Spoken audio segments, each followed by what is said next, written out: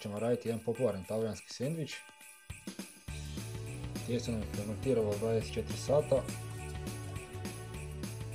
To je polovica od onog tijesta kojega smo uzeli kad smo radili božićne kuglice. Ostavili na fermentaciji 24 sata.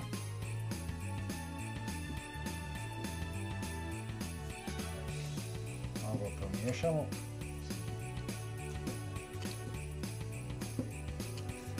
Dodamo kuglicu.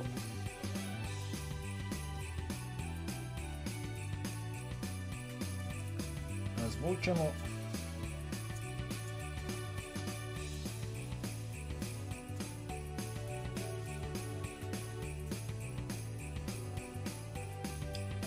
Na jednu polovicu stavimo maslinovo ulje.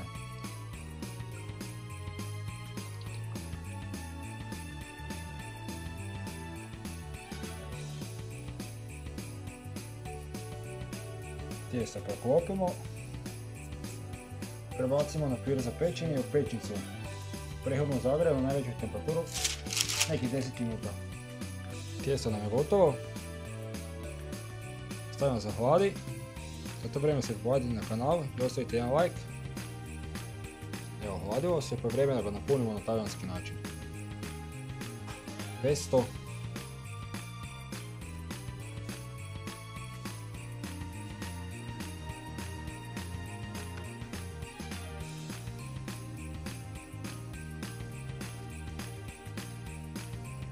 Zatim ovo najbitnije pršut.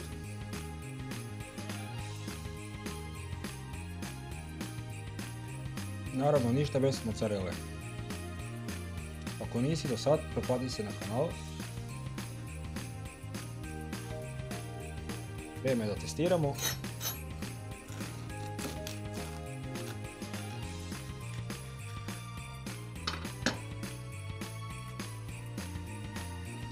Izgleda savršeno, a i preukusno je.